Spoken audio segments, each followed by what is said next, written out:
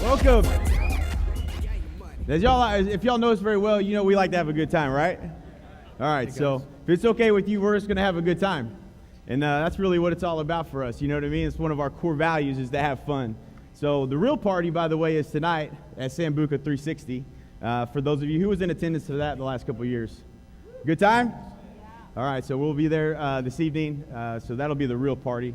But today, I guess, Mike, we can kind of tell them a little bit about our story. I mean, some of you, most of you actually probably have heard the story about how this whole thing started, how Mike and I got into real estate, and how I got to know Mike and all that good stuff. Mike, why don't you start with? It basically started, and this is important for everybody to know. I was actually in the health club business prior to getting into real estate. And one weekend I went up to the lake and I saw this boat going across the water. And this boat was bigger than normal. In fact, later years we found out once he took the stereo out of the boat, it actually gained 12 miles an hour. So you could hear the boat not only from the engines but from the radio. And naturally, I actually remember seeing Jay for the first time. And a guy that's actually in the audience, I think, is the one that said, "Hey, that's Jay Kinder." I was like, "Oh, I remember Jay."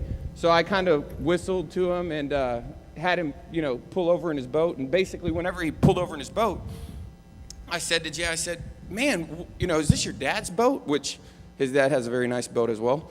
And he said, "No, this is my boat." I was like, "Man, this boat is amazing. Is there any way you could give me a ride?" And and hindsight being 2020, I literally just wanted to go for a ride in his boat. But naturally, I asked him, I said, "What do you do, man?" And he said, "I sell real estate." I was like, "What do you think about work?" Mike? There was a barrage of questioning that came with this. Mike's not the kind of guy that just, "Hey, what do you do?" It's like, "Well, how do you do that?" And then, well, how did you get into real estate? And he started asking me all these questions about real estate, not being in real estate at the time. But he just, all day long, I spent on the boat explaining to him what I was doing in real estate, essentially. So basically, I asked him, I was working in the health club. I said, "Hey, well, is there if I came up to your office, would it be okay if I shadowed you and saw what you were doing?" So I hadn't taken a break from my job in a long time, so I put in for a vacation and went to Jay's office. And what I remember most is in the gym business, I used to have to call what they called were lead boxes. So how many people ever seen a box in a dry cleaners where it said, "Get a free 2-week pass," and you put your little name in there? Those are leads for the gym to call you, right? So we used to have to call those people, and they're not always really good leads. And Jay literally had a stack of leads that were printed out from his website sitting by the phone. And I was like, "These are all people that are filling out forms on your website and literally want you to call them?" I was like, "Man, I can do this." So anyway, I backed my truck up, and we were at his office and loaded up all of his tapes and books, and while he was in the restroom, and that's a true story. Every time Mike would come to my office there for the next probably 3 years, something would be missing off the shelf. There's always something missing. He would figure out what his problem was, and because I had the library of all this stuff and I'd already bought everything and been to every conference, he would steal it, is what he would do. He wouldn't borrow it. He wouldn't tell me. He would just steal it. Straight up just take it like a thief. And it worked. So one of our principles. I remember the very first day, I would call Jay, and I had the privilege of him being at least kind enough, and the story actually gets better as we go. But in short, I remember calling him, and I was like, my broker told me that I probably need to have a job, because she said usually it takes about 6 months to sell a home. And he was pretty adamant that if I did exactly what he said and I did it, that I would be able to be successful. And this is a true story, because Garrett Hand is in this room, and I told Jay this story last night, this part of the story. And it took about 3 days till they found out that there was a real dark tan guy knocking on doors at 7 in the morning. And my broker tracked me down and said, "You can't knock on doors at 7 in the morning. You have to start at 8. And Garrett's in the room. He just started on my team, and he said a lady called into our office and said I knocked on her door 7 years ago. But I ended up doing 4 transactions my first 30 days in the business, and it wasn't all from the door knocking, but it was as a result of Jay helping me. So I told you thank you many times, but I appreciate that. The interesting thing about it was it forced me to go backwards and look at what I did right and all the mistakes that I had made while growing my business. So, unknowingly, what Mike was creating was he was creating a path that was a shortcut to success, if you will. So, the really interesting thing was that Mike made it to $1 million in GCI in 3 years what took me 6 years. So I made obviously a lot of wrong turns, right? Like twice as many wrong turns as I made right turns. So that's really what this is all about. And what we really care about and what really is the most important thing to us is when we share something that we know it works. That when you would put it in your business, you don't have to question whether or not it's going to work, that without fail, with 100% certainty that it's going to work in your business. And that may sound cliche-ish or whatever, but that's what we do. We love innovation. We love trying new things. We love to test. We love trying to take things from outside the industry. We brought the person who probably shaped our paradigm more than anyone, the person we give the most credit to for our success and really for our ability to create a business, which is Jay Abraham. And we wanted you to experience it the same way that we experienced Jay Abraham. And he is an amazing guy. He's quite a character, and he brings a ton of value. So he's going to be an absolutely a pleasure to listen to. And I think he will really stretch. Someone told me once, they said, once you stretch your mind past a certain way of thinking, you'll never go back to thinking small again. And that's what happened for me with Jay Abraham. He really stretched my thinking in a way that I didn't even know was possible. And my parents are in the room, and I have to say thank you to them, because none of us would be here if it wasn't for them, obviously. But what they did for me early on in my business was, because I wasn't going to college, I was 19 years old when I got licensed. My dad bought a Coldwell Banker franchise in 1997, and I got licensed at the end of 97, 98. I got into that's how I got into real estate. And I didn't know what I didn't know, so I was trying to learn, and that's the only thing I knew. I'd been in school and mowing yards. That's all I did for prior to, not a lot of work experience really, I guess, to get into real estate. But I grew up on the floor in the office, playing with rubber band balls and all kinds of stuff while my dad sold real estate and ran a real estate company. So I wanted to, figure this thing out, and he enabled me to go to training and to conferences and to different places where I could pick up things, and I would go back and I would try it, and sometimes it would work, sometimes it wouldn't, but I was always picking up little nuggets along the way, and I was just taking bits and pieces and putting things into my business and what worked for me. And that was really how it started to grow. That was how my business started to grow. So I have a lot of respect for everyone in this room, because this is the exact same thing that we did to grow our businesses. And it's something that really makes all the difference in the world. And we've been saying it over and over and over again in just random conversation, but what we keep talking about is, when you stop learning, you start dying. When you think you got it figured out, when you think you don't need to be here, when you think you don't need to go and learn something new, that's when you're going to get passed by your competition. And that's something you can't stop. And I think it's important for everybody to know, this isn't like just talk. Like, me and Jay took off about 90 days ago, and we had a consultant come in, and we were trading out some work. He was lending us a hand, and we were lending him a hand. And this guy's really, really good. He works for SAS, which is the largest privately owned software company. We flew out to their office on their headquarters, and this guy owns a company called Speak America, right? So it's how to turn your passion into, how do you follow your passion and your purpose and all this. And so me and Jay are up in the tower, and at Lake Texoma, and he's there, and he's got about... That's headquarters number 2. Yeah, headquarters number 2, and we got a stack of these like yellow Post-it notes, right? And he's just like, tell me your story. And we're like telling him all these stories about, and it's weird. It was a great experience, wasn't it? Because it was awesome. He was writing these Post-it notes and just sticking them on the wall. And he was like, keep going. And he would write like 3 or 4 sentences or 3 or 4 words and stick it on the wall. And he was putting this story together as you're telling the story. And the whole goal, his whole thing is, really, driving down into the core of what makes you successful. And I swear to you, when the whole thing was done, both of us came to one conclusion, and really, it was, Jay's was like, seek the best to be the best. You have to really, when it all came down to it, you really have to find the people that are doing exactly what it is that you want to do, and just be a terrific modeler, which is, sometimes success leaves clues, right? And so what I found, and this was what Jay gave me, and it wasn't easy for him to teach me this, but you have to invest in yourself. It was really hard to teach him this. Because I was so frugal, I wasn't willing to make that investment. I remember, I promise you, this is not fake. I packed a crock pot to a conference, and I had all my ramen noodles, and I put my ramen noodles in on break in the crock pot. Then I'd run back down to the deal. Then I'd go back. That's a true story. And so, you know, tell him what I had to get you to do to come to your first conference. You don't understand. When he says frugal, you have no clue. And this how is the frugal. best thing he ever did for me. That's why I'm so happy for everybody that's here. He literally, I called him up. He was at a conference. He had got there a day before because he was in the highest program. And so he got to go out a day before, and they did all the stuff that they did. And I had called my dad. I wanted to go, but I didn't have a credit card. So I went over there, and I gave my dad the money, and he let me use his credit card, and I put the conference on my card. And whenever you buy a conference, like a plane ticket, I also bought the car. But I had to give my dad his card back, and I brought $100 because there was a girl named Kelly Edwards that worked for me at the time, and we found that there was a McDonald's. I was like, well, I can eat there on the 99-cent menu, $100, you know, that'll work.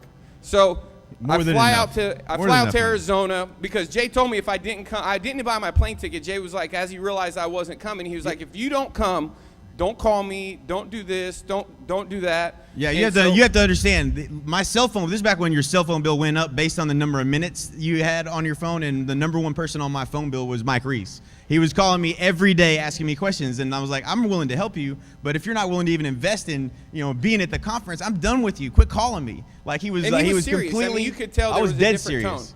Dead serious, because he kept telling me, oh yeah, I'm on my way, I got my ticket, and then it was like the day before and he hadn't even got his ticket, and I could tell that he didn't have his ticket.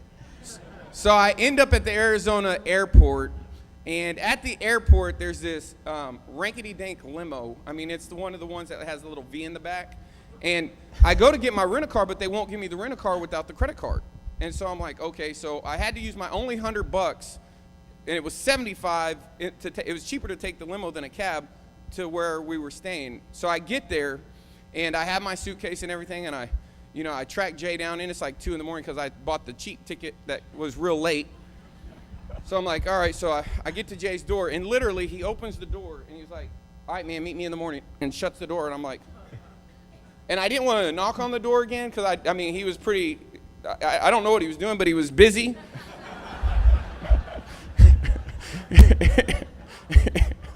And so I just didn't feel comfortable knocking on the door. So I said, all right, well, I'll just go sleep by the pool.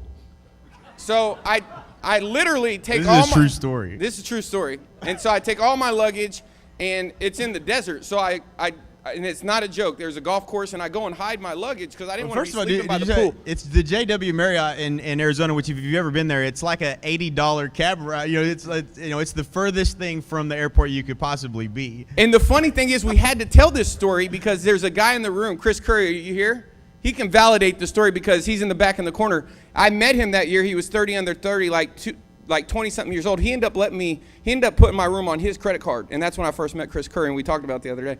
And so I hide all my luggage out in the desert, and I go back to the pool, and I'm sleeping, and the security comes up and says, "Sir, were you just hiding your luggage in the desert?" And I was like, "Yeah."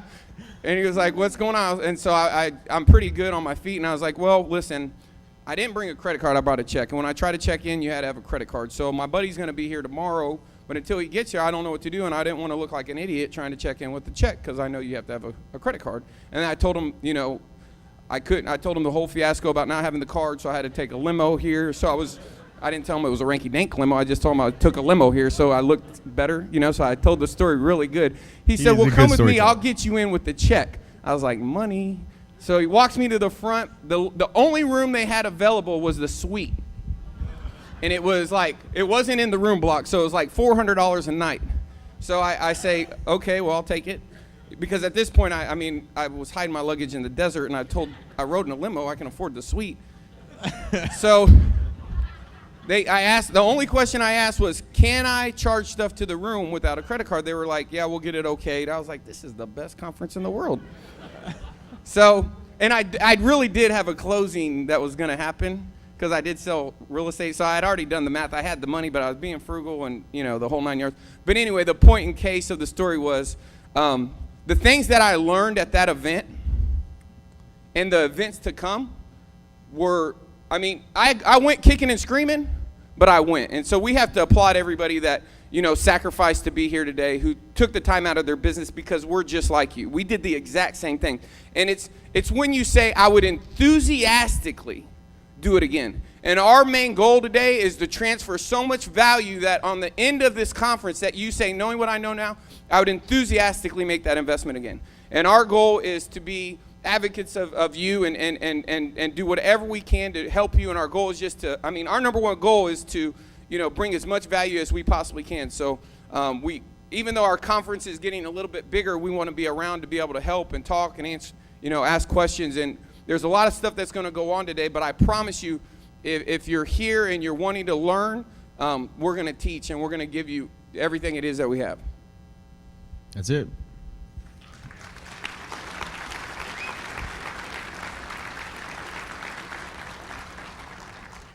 All right. I think we have where's the little clicker at? Mike, you steal my clicker? Every time. He's the culprit. The remote. Thanks. All right. So the first presentation, we talked about, we spend a lot of time talking about what is the most impactful thing that we can share, right? And Mike, once upon a time, that conversation was a conversation that happened several years ago. And anybody who else using the quad track in their business, right? Quad track's awesome. We carry that around we used to carry it around in our pocket every day, and we could always tell where we were in our business. It was just kind of the living, breathing document of where we are financially for our business. So the quad track only has a certain number of lines, and if you've ever gone past the number that it has, Steve has to fix it. That's what it boils down to. Steve Woodward, who works for Kinder Reese now, used to work in Mike's office, is the one who fixes that. We couldn't unlock the cells, nor did we know how to. So we actually had a month that we had something like 92 pendings, so we had to put all of the pendings on this one sheet. And he was like, "What in the world are you doing?" And it really boils down to one thing. The one thing that really has been the most rewarding is the difference between chasing business and attracting business. Does that make sense? You can attract business to come to you, or you can chase down business. And we spend a lot of time chasing down business, right? Generating leads, chasing them down, trying to get them, convincing them to do business with us and that sort of thing. And realistically, what you really want to do is you want to attract the business to you. You want to attract the business. And what this first presentation is about, it's about differentiation. And it's about how to position yourself in your marketplace as an expert advisor and get your clients to want to do business with you and to literally move mountains to get the opportunity to do business with you. And I mailed out a piece that I'm going to be showing you here in a second to my entire database, actually, and to the entire Chamber of Commerce list, which is, I'll talk more about that in a little bit and the importance of it. And a past client of mine sent me an email this morning, or last night, I guess it came in, and the headline was Expert Advisor. And he read the marketing piece that I sent out, and his name is Jack Connor. He runs the Carmike Cinema in Lawton, and I sold him a house. It was back when I used to work with buyers, so it had to have been like 2003, somewhere in that range. 2003, maybe 2004, probably 2003 would be my guess. And he said, as I was reading this, this marketing piece, I had to chuckle because I remember the first agent that we hired, and I'd forgotten that he had hired another agent and it went bad or whatever, and he ended up finding me, and we did the transaction and it went well, and we sold his house and he bought another one and this and that and the other. So, but it was what was interesting, is getting that email from someone that long ago was, in his mind, I'm positioned as an expert, and that's a really important fact. That whenever someone views you as an expert, whenever someone views you and you're positioned in that way, your ability to charge your fee happens automatically. There's no question whether you're going to collect your fee or not. There's no question whether or not they're going to do business with you above your competition. But you're just in a much better position. And I've been in the listing appointment and met with buyers when they don't see the value. Has anybody ever had that problem where people just don't see the value? It's hard in this business to demonstrate what our value is, because it's a service. It's hard for someone to see visibly what it is that we do that's valuable. So positioning is very important, and this presentation is all about positioning. It's all about how to differentiate yourself in the marketplace. And I've come to the conclusion that I do not want to be a real estate agent, because real estate agents suck. I'm serious. Look at the industry statistics, and we'll go over some of this here in the presentation. We're not a really respected breed, are we? Okay, so what we're going to do is I'm going to show you how to differentiate yourself in the marketplace. And we have a vision for what we feel, and what we feel everyone in this room has an opportunity to be a part of, is to change the entire real estate industry. And I'm very, very excited to share this presentation with you. It's going to be a lot of fun, I can guarantee you that. So I got to learn where to point this. Here's to the crazy ones, the misfits, the rebels, the troublemakers, the round pegs in the square holes, the ones who see things differently. They're not fond of rules, and they have no respect for the status quo. You can quote them, disagree with them, glorify or vilify them, but the only thing you can't do is ignore them. Because they change things. They push the human race forward. And while some may see them as the crazy ones, we see genius. Because the people who are crazy enough to think they can change the world are the ones who do.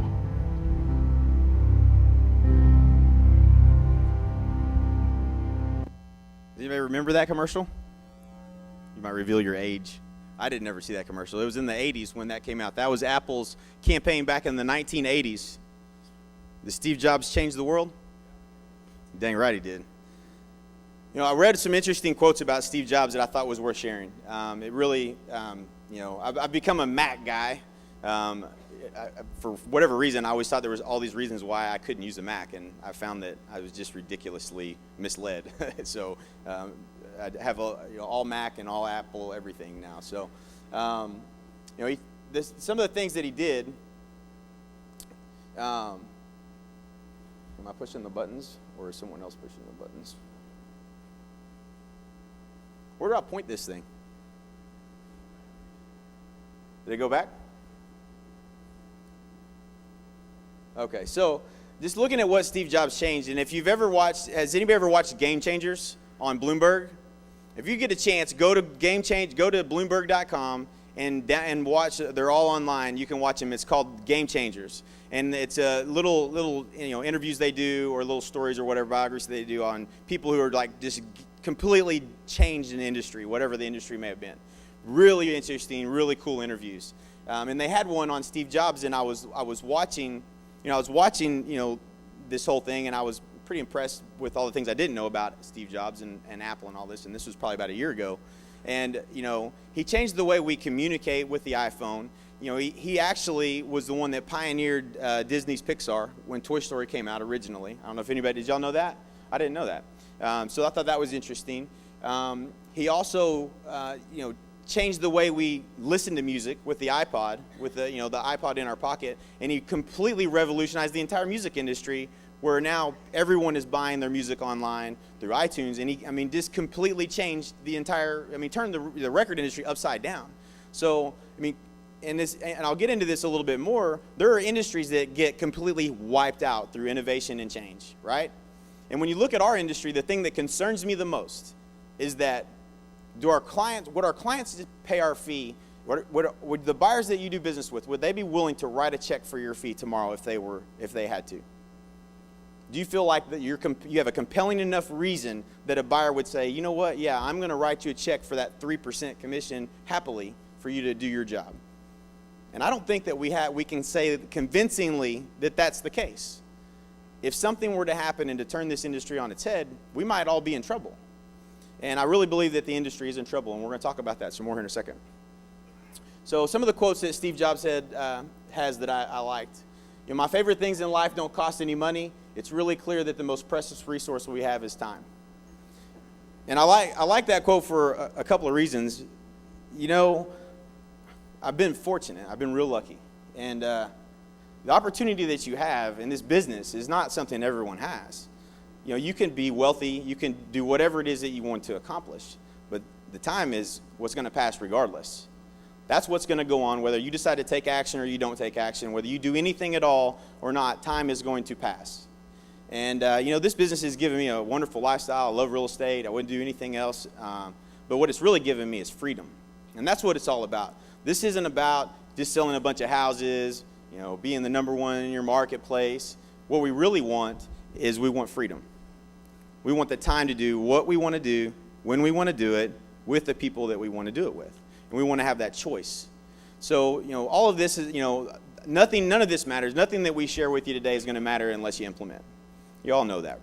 So, in the back of your program, there's something that's been very helpful to us, to me specifically, as going to conference after conference after conference, which I continue to do outside of the real estate industry today, is taking good notes, keeping a list of the things that you want to implement. Mike's going to be talking about strategy.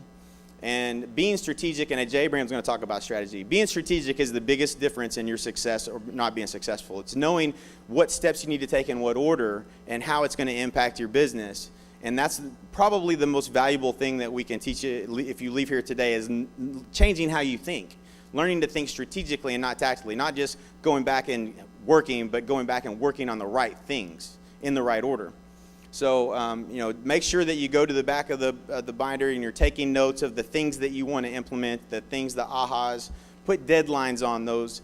And I think the forms that are in there are the ones that we actually use in our business. So, that'll help you to go back and prioritize the things that you want to work on and put into your business. And I think that'll help you to get over the hump of going back and just getting tossed back into your business and going back to doing it. And then, taking a step back and really implementing the right things in the right order. It'll be a difference maker for you for sure. So, time is passing whether we like it or not.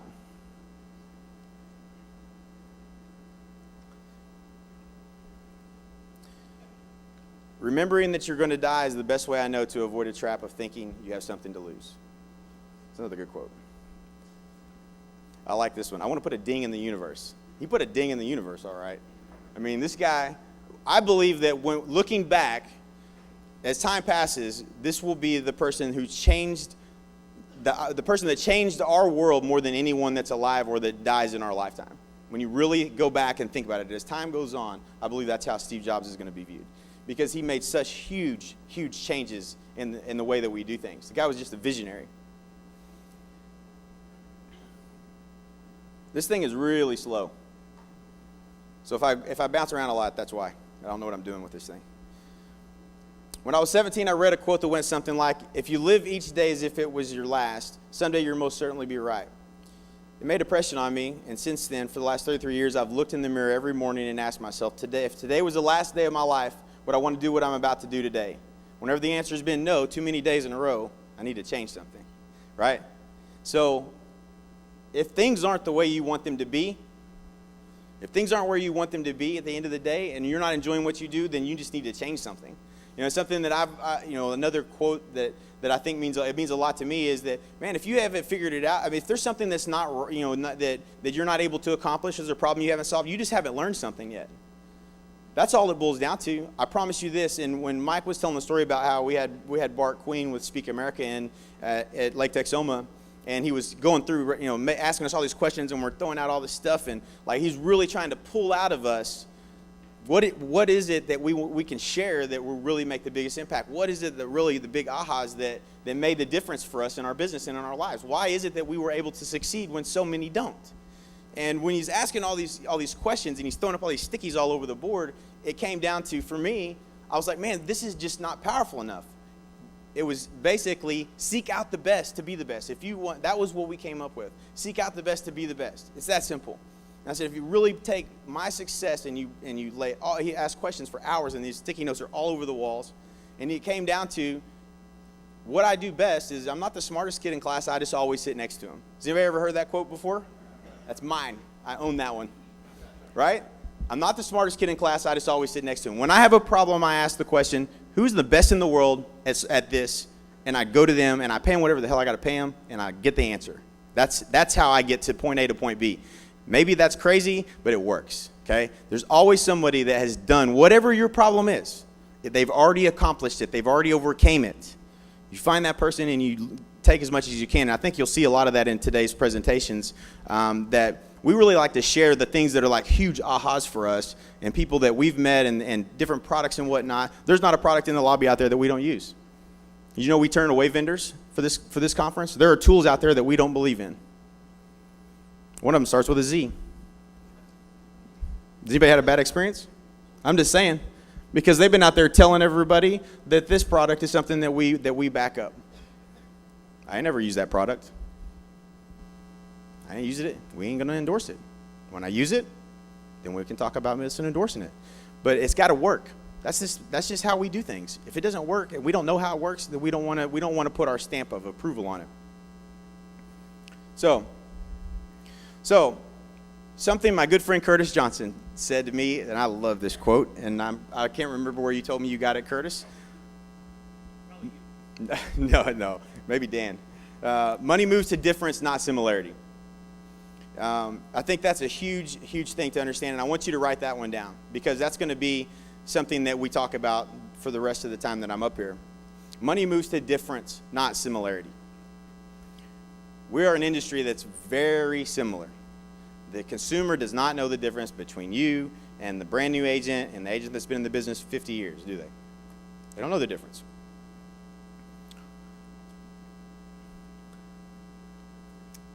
And something that our buddy Frank Kern said, does anybody follow Frank Kern at all? Wild man? Frank is an internet marketer. He broke the internet marketing world record with I think it was $23.8 million day in sales of one product online. You think he could teach us something about marketing online? Absolutely. We've learned a lot from this guy. He's a very smart guy. But he said, money never disappears. It only changes hands. So when people talk about how bad the economy is and money and this and that and the other, I don't know about y'all, but I saw more $200,000 cars outside of this hotel and in this little area in the last 24 hours than you would never know there's something going on in the economy. That's for sure.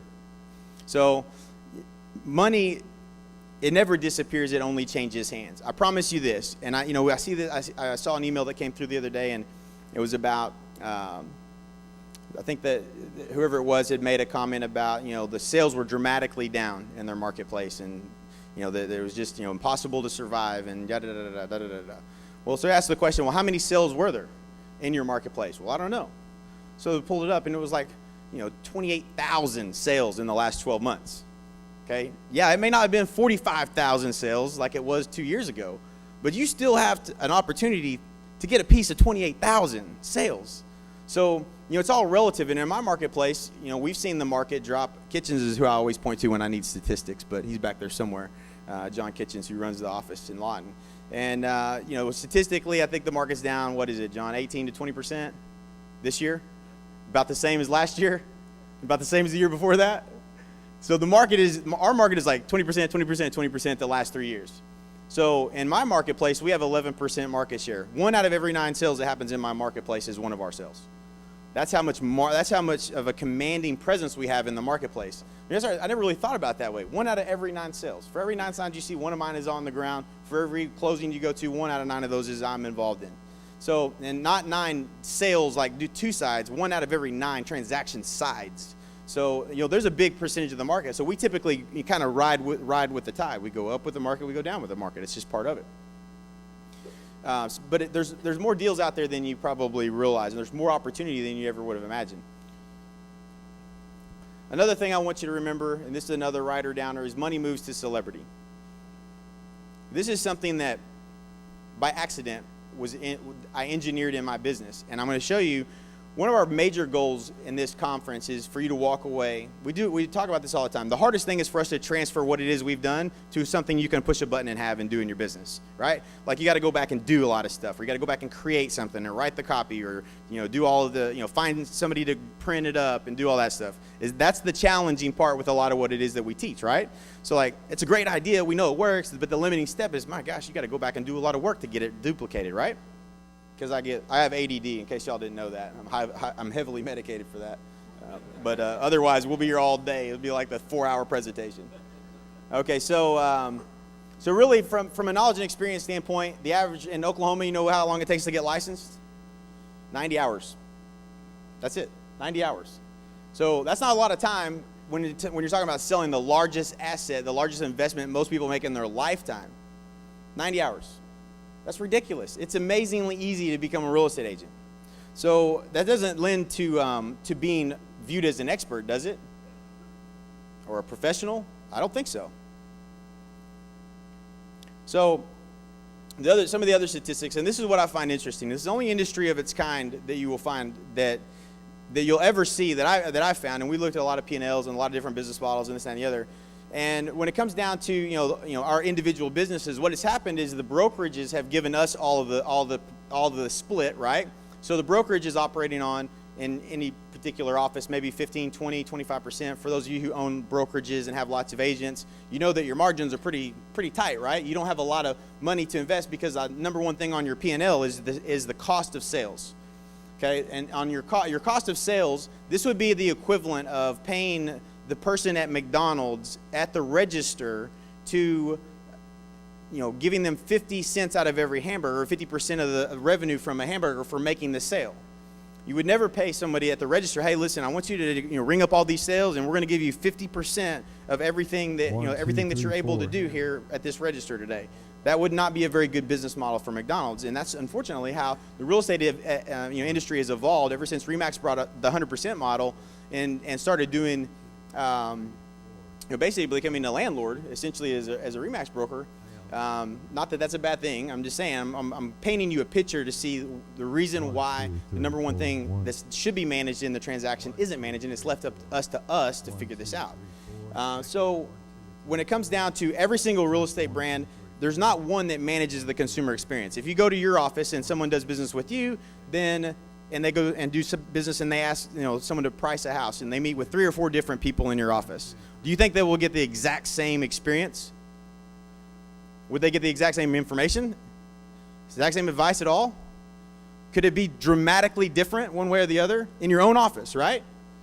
So how much loyalty is there to the brand itself or to your company, whether you're independent or a brand, it doesn't matter. How much loyalty is there? What's not managed is the consumer experience. The consumer experience is all that matters. And if you can't manage the consumer experience, then you really don't have a brand, okay?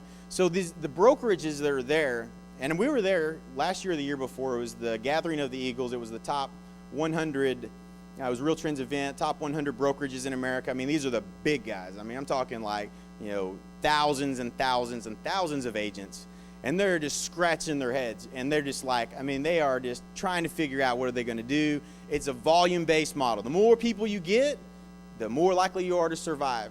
And I'll never forget, I met, he's a huge guy. I'm not going to even give his name, but he was one of the largest owners of Coldwell Banker independent franchises. And he was so excited about his business model. And his business model was based on, guess what percentage?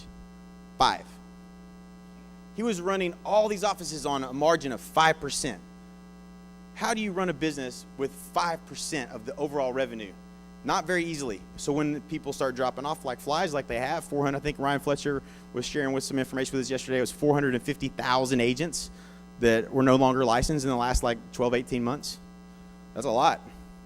So when you start losing all these agents, what happens? These brands, these companies, independent or not, it doesn't matter.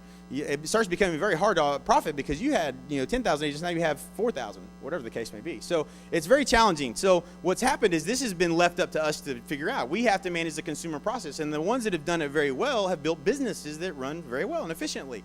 So we're going to talk about that and some of the solutions it takes, but there's no way that a real estate company is going to go back to all their agents. They're going to be like, hey, all you 2,000 agents, here's what we're going to do. We're going to start implementing some new systems, and we're going to need you to take a cut in your split. What would you guys say? Peace. I'm going down the street. Because there's no value, right? If there was value, it'd be different. But what's the value they add? That's a question. It's a good one. Hopefully you're a broker. If you're a broker, hopefully you add a ton of value. And I could make that case for you as well. But it is something that to be thinking about. Okay, so the industry can't change. It can't change very easily. So here's the problem for us, is that we're positioned as a commodity. And Jack Welch in the book Winning, my advice to you, when you think strategy, think decommoditizing.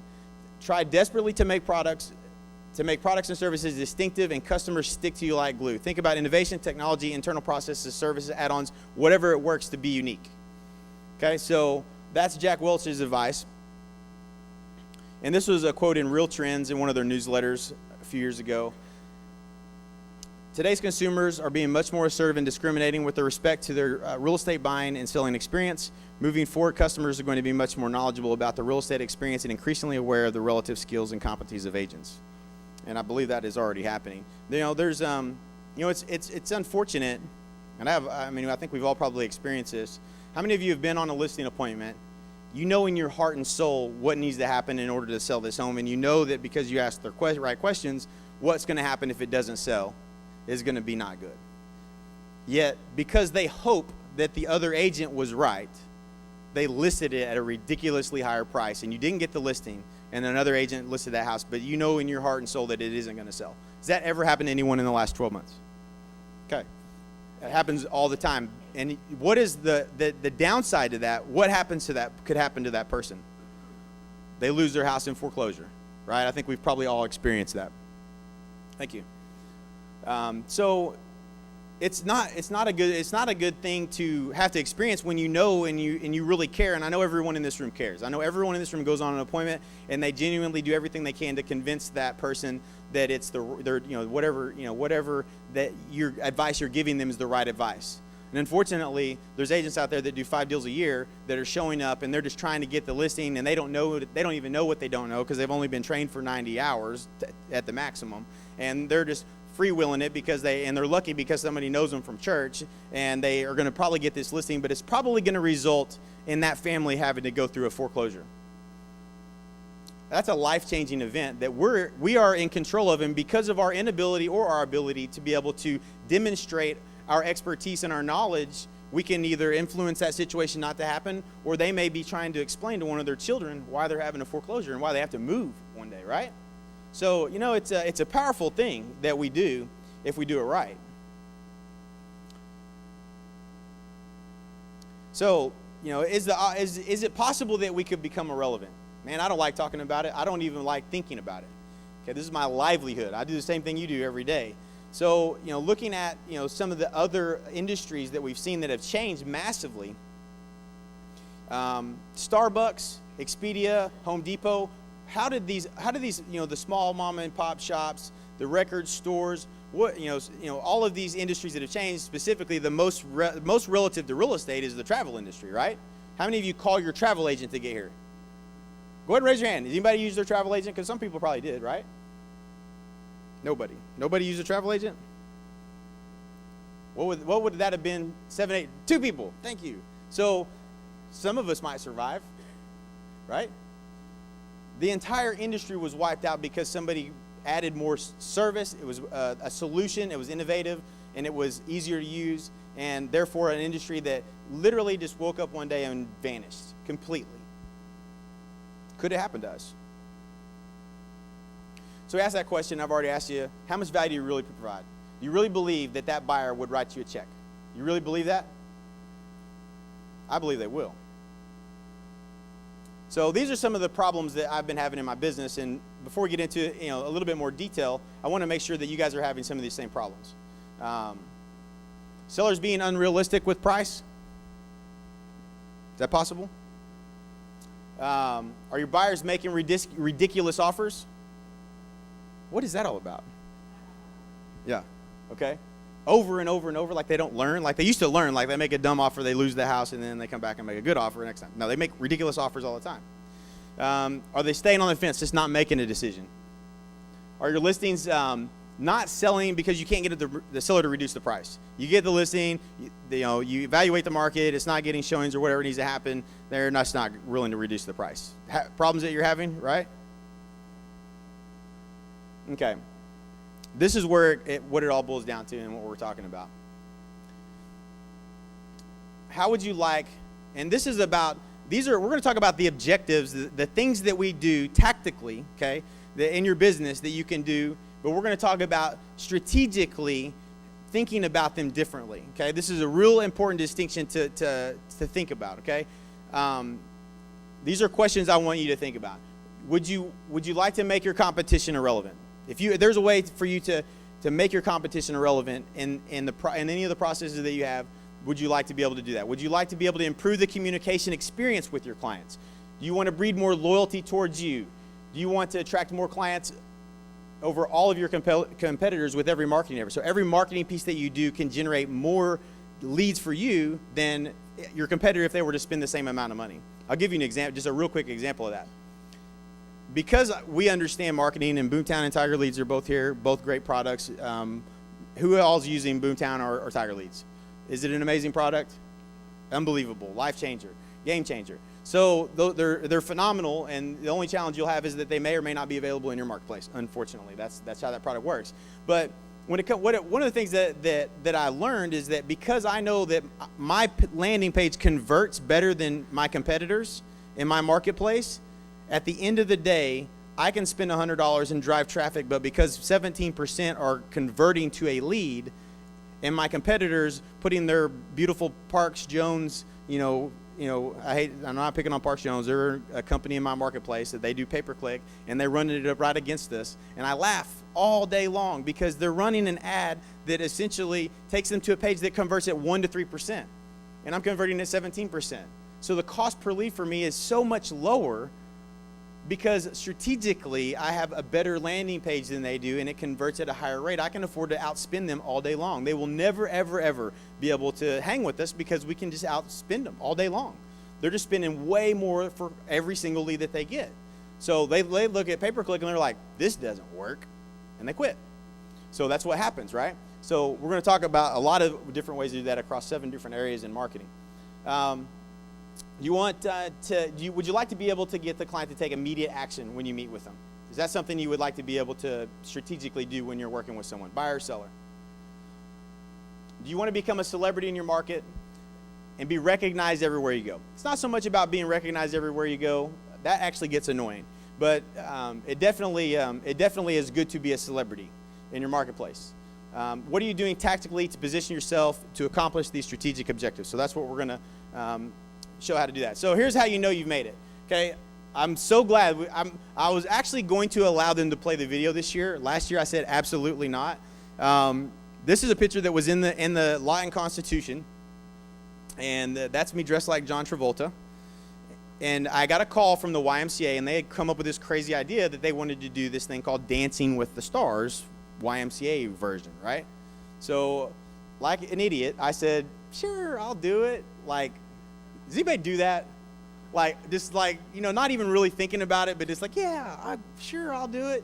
That was the hardest freaking thing I've ever done in my life. I had to go to dancing class, like, for weeks. It was horrible. And I suck. I'm a horrible dancer. There's just no reason for me to ever say yes to that. They actually called me back, we would actually, the funny thing is we actually won. But it's a hilarious video.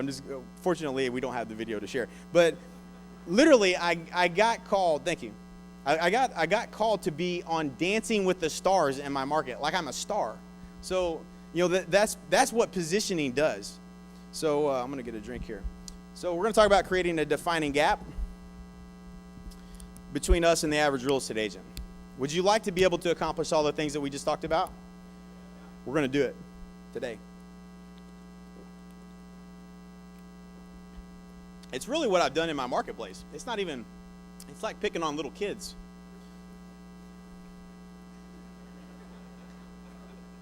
Sometimes big kids. Consumers evaluate who they're doing business with and who they don't. Would you like to be positioned as an average agent or an expert advisor? Okay. So, who do you want to be? You want to be the average agent? You guess which one the average agent is, right? That's what I feel like sometimes that we compete against sometimes. So, they're viewed just above a used car salesman. Their commissions are completely negotiable, right? The average real estate agent, completely negotiable. How many times do people just drop their pants on commission and when you compete against them? The better you get, you guys in the front row, the better you get, do they do that all the time? Like, this is the only way they know. They're like, oh, great, I got to compete against you again. All right, well, let me pull them down here.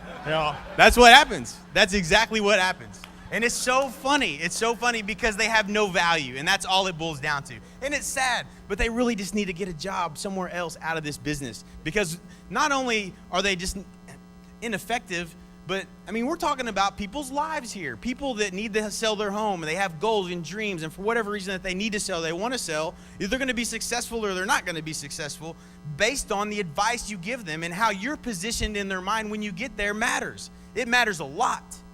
When I walk in the door, people act stupid sometimes. I'll never forget, I had a guy that literally was like, during my whole presentation, he was like tapping his feet, and I thought he was just worse ADD than me.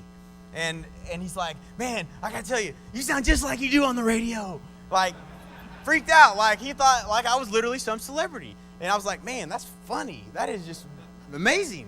But that's what positioning does. So do you want to be positioned more? We want to be more positioned as a doctor or lawyer, am I right? We try to do that, but how do we do it when we're still sitting in the same cage with all of these other idiots? Okay? There has to be some differentiation. We have to create a defining gap that says this is not us, this is us. This is the difference, and this is who we are. Okay? So the average, there's no respect, there's no trust. It's a part-time job for a lot of different people, only interested in the sale. They don't have, and maybe they care, maybe they don't, whatever the case may be, but they genuinely just aren't professionals, right? We want to be highly knowledgeable, viewed as highly knowledgeable, have a celebrity type status, be trusted and respected, deep credibility. That goes a long ways. When people truly, deeply trust you and you're credible, it makes all the difference in the world. And let me tell you, one of the reasons that we get houses priced right, and the reason my houses and listings are selling, and the reason the buyers are making offers that are reasonable and all of that is because of how we're positioned.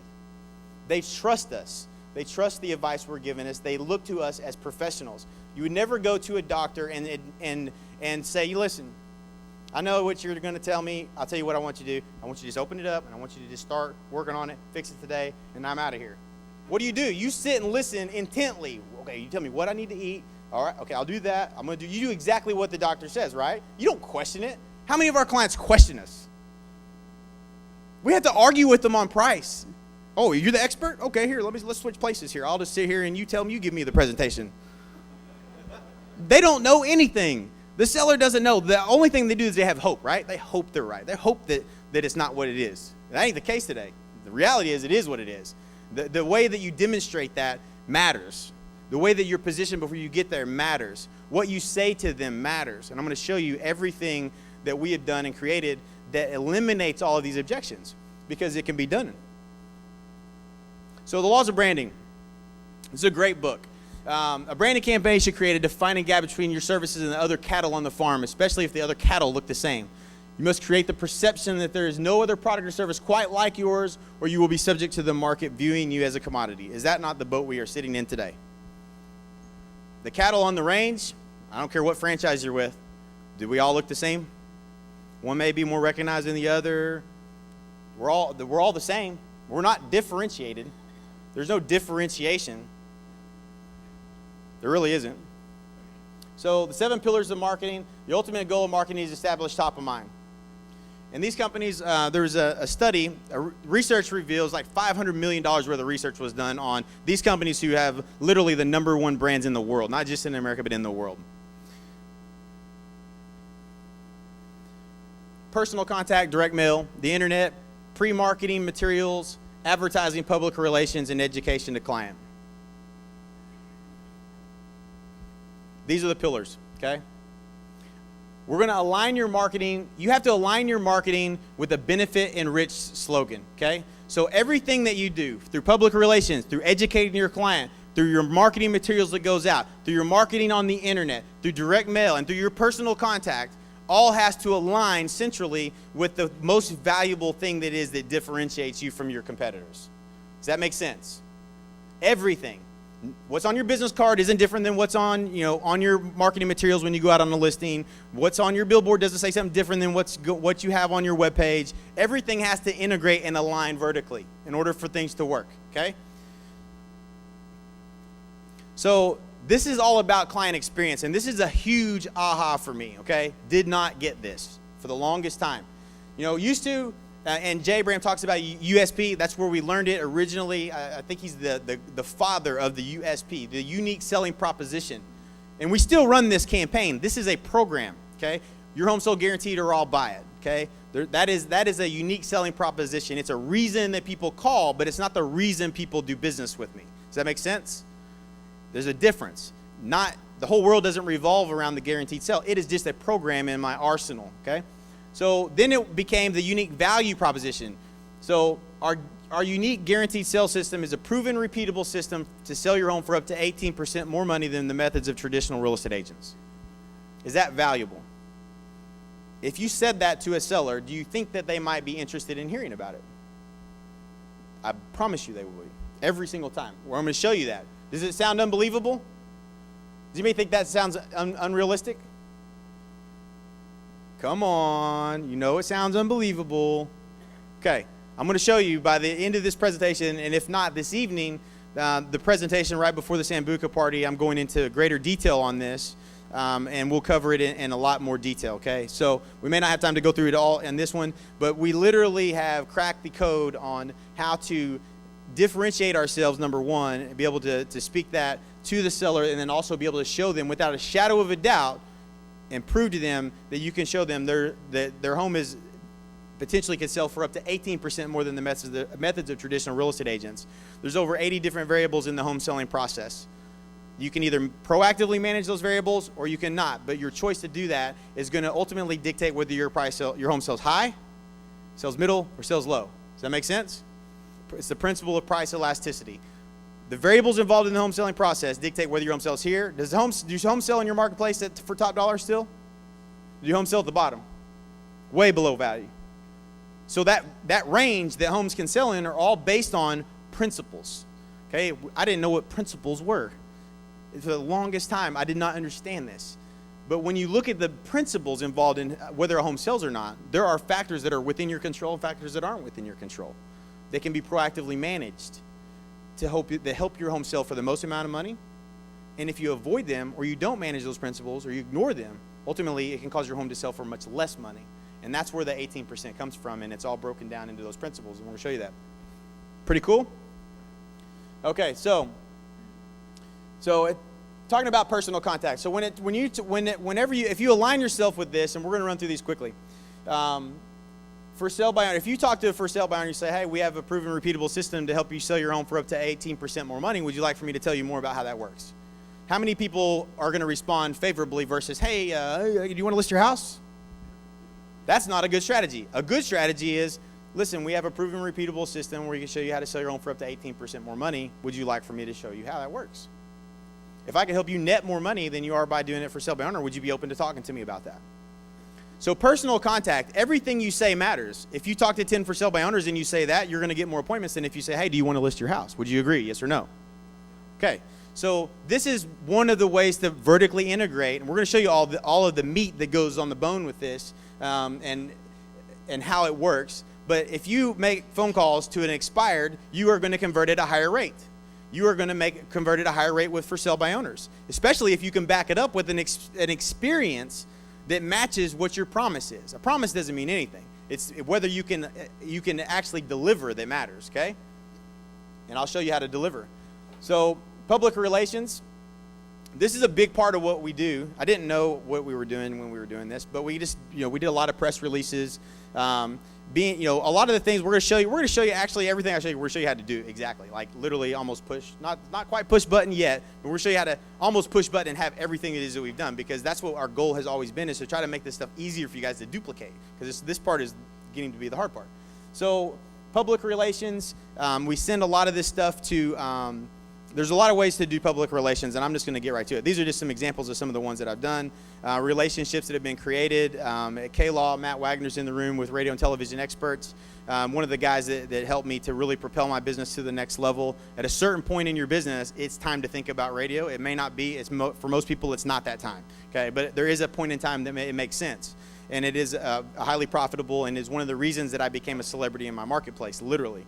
But when it comes to building relationships with the PR person at the radio station, building relationships with Channel 7, the newspaper. If you're building relationships with those people, news is placed most of the time. I don't know if you guys, I think that's coming up on one of the, there should be some notes for one of these. Am I going the wrong way now? I need to go backwards. It's going the wrong way. Go back one more. I thought I had some talking points. Maybe I don't. Okay, so the relationships that we create, these are some resources that you're going to want to write down. Pitchrate.com, PR Newswire, Help a Reporter Out.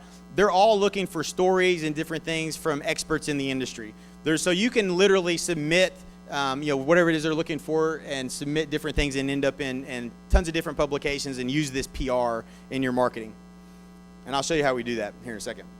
So internet marketing obviously is a huge part of our business. We're going to show you we're probably not going to show you today exactly, but having multiple landing pages, Web Agent Solutions is here. They have a solution that we use currently.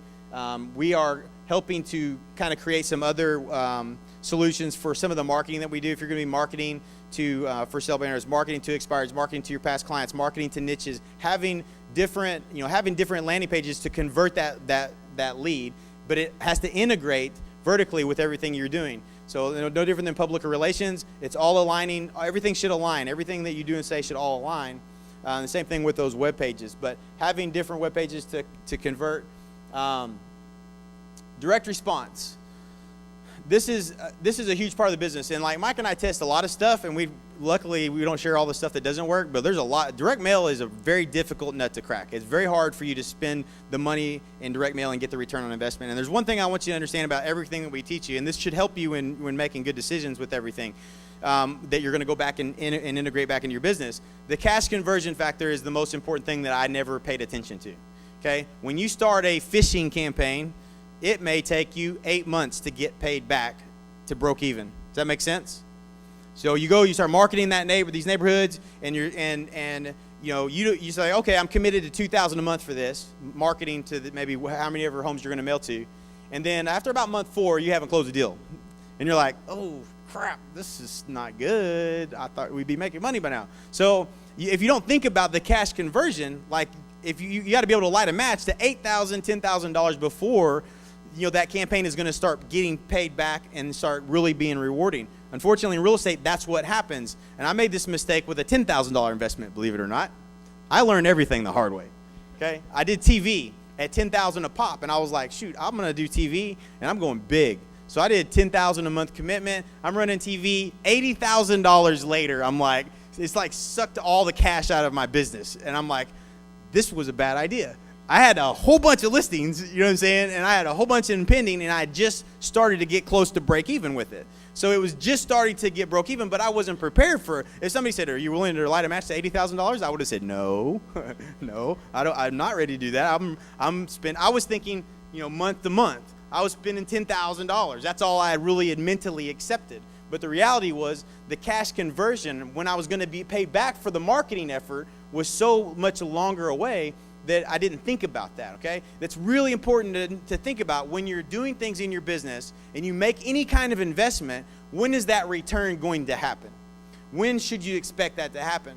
That is a big mistake that I see a lot of agents make. I made it, and I learned it the hard way, but it's very important that you make that distinction when you're looking at, I need to make money tomorrow. Going after listings is not always the answer. It's going to be going after buyers. Why? Because buyers close immediately. They don't sit on the market for 4 or 5 months. Make sense? So when it comes to strategy and you say I'm broke, going out and calling for sale by owners tomorrow is not the number one strategy. Right? Make sense? It's amazing how many times we skip past that. I promise you, it is a big deal. And I'm going to have to roll quickly here. So there was the direct response. Backwards. Is this thing not work?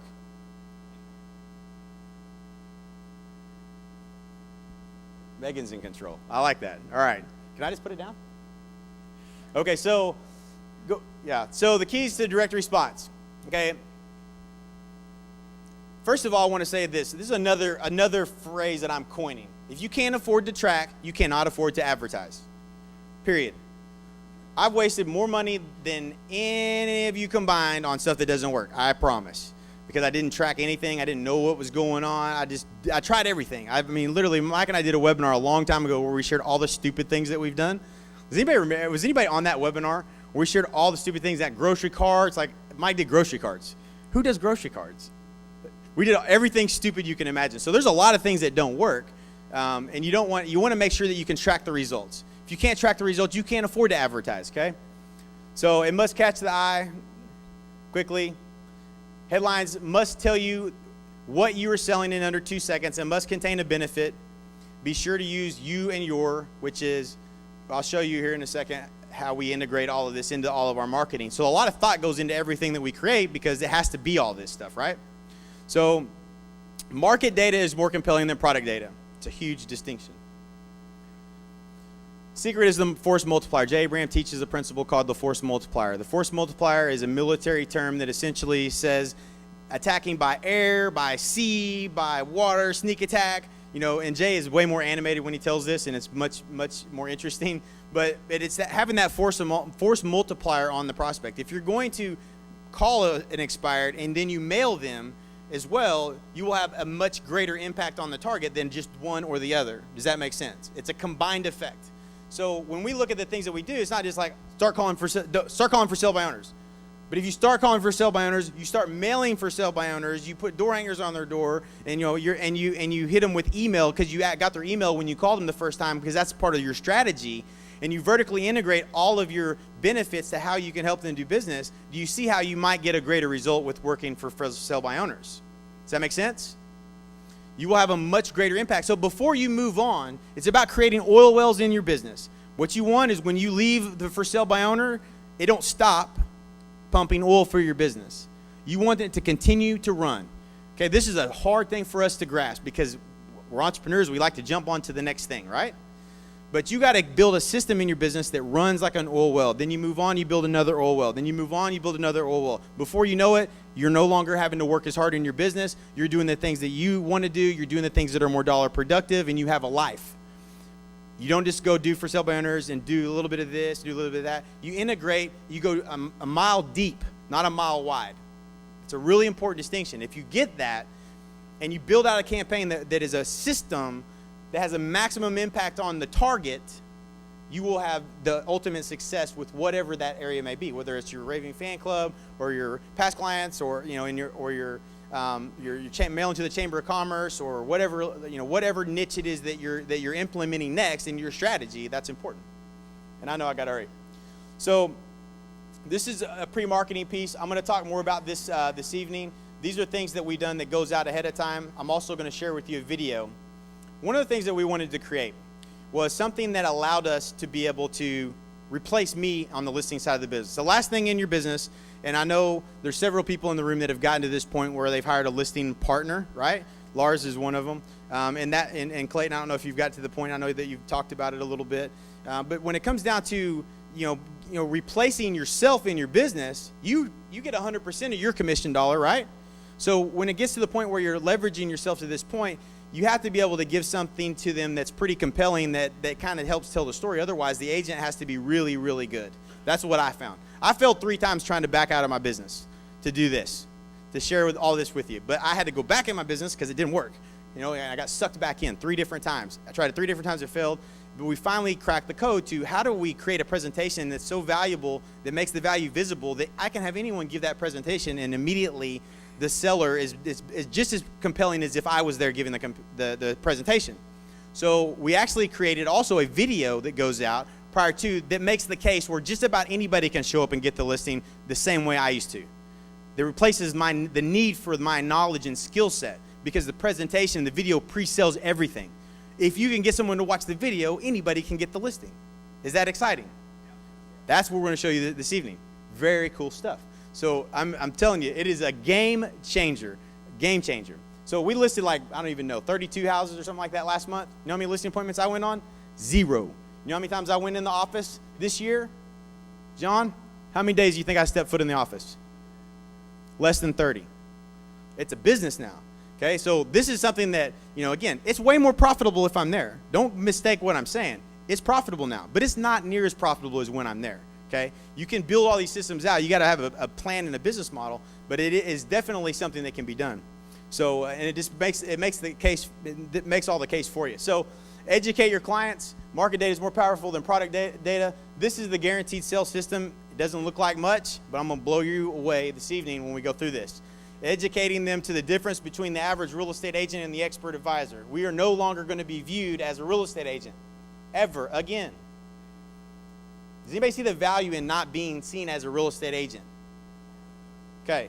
It's a big, big deal. It's a big differentiation factor that with the tools, okay, and we've been through a lot, right? Who all's got your CRS? Who all's got your GRI? Who all has more letters that nobody else knows what they mean? How much value? I learned a lot. I met a cool dude in the CRS course. I learned a lot. How many deals have I gotten from it? I got it in 2001. I was in a CRS course when the Twin Tower, when 9/11. I was in the last of my CRS courses in Dallas when that happened. And I think I haven't seen a transaction, maybe one referral that was related to a CRS referral from that. I'm a certified residential. What? No, I'm not. I'm just another cattle on the range. That's all that is. It doesn't differentiate you. So it's important to be able to create that defining gap, separate ourselves from the pack. So using market research as proof, we're going to get into this a lot tonight, so you can scroll through those. We're going to get into this way deep, so we're going to go a mile deep into this, and you're going to see a lot more of the examples of I would call the meat on the bone with this presentation, how it aligns with video, how it aligns with sales pages, how it aligns with the magazine. I don't know if we have a magazine I can just really quickly show. No? Okay, so we'll show you that tonight. We'll show you the actual physical pieces. But I mailed this out to my entire chamber, the entire Chamber of Commerce, which is a list that I market to. And I highly recommend that you build influence over that list and position yourself as an expert, because I did it in the year 2000 when I was 20 years old. And the difference that it made was my biggest challenge was I was a kid in the business. I looked like I was there to mow the yard. I didn't look like I was there to sell their house. They didn't believe that I was going to pay you what? You want $15,000 in commissions? I was a kid. They didn't trust me. They didn't respect me. They didn't respect what I said. I had to find, and I missed it. It was by an accident. But I became positioned as an expert by doing a market study that I mailed out to the entire Chamber of Commerce. My dad probably remembers that because it cost like $1,100 and he thought I was crazy. And I remember I made it, and whoever it was that helped me make it was like in Word, and it was the most ridiculous looking thing I've ever seen. It was so horrible. It was like design-wise, it was just cheesy. But like I started getting phone calls from appraisers, and they started looking at me different. I'm not just the kid anymore. I'm the young gun. I'm the expert. So that positioning was huge for me growing my business, and we just compounded upon it, compounded upon it, compounded upon it. And what we're going to share with you this evening is something that's going to change the way we do business forever. It's going to change the way every single one of us do business, because it enables you to be positioned completely differently where the seller looks at you as if you are a trusted advisor, you're an expert. And market research is a big part of that. Market research is a huge part of that. When it comes down to it, and who all's heard me give this presentation? I know most of you guys in the lead that were on the webinar when talking about you have all these market reports. Anybody have any examples that they've been on an appointment where they had a seller that through all of this market data they immediately aligned with you as far as being an expert? Does it make a difference? Market data is everything. You want to be viewed as an expert? I just want you to listen to me. So you know what I'm going to do? I'm going to go through about 50 of these reports until I see the look in your eyes that's glassed over, and then I know that I know more than you do. That's all. That's honestly all that matters. Once you know I know more than you, now I can tell you what you need to do. I know that my advice is the right advice. Do you all know your advice is the right advice? Okay. That's important. It's a very important part of the process. We're going to go through it tonight. I've gone over. I apologize, and I'm very excited for the next guy that's coming up. He's somebody who literally only 2 times in my life have I ever drove immediately from Mike Reese's phone call straight to Dallas, Texas to meet somebody in the middle of the night. I've done it lots of times in the day, but in the middle of the night. And this gentleman was the person that I drove to meet. I think he's going to share with you something that really changes your life and how you look at things, and it's been wonderful for me. So we're going to see you this evening. I appreciate everybody. We have a lot more to come deeper into this subject later on this evening.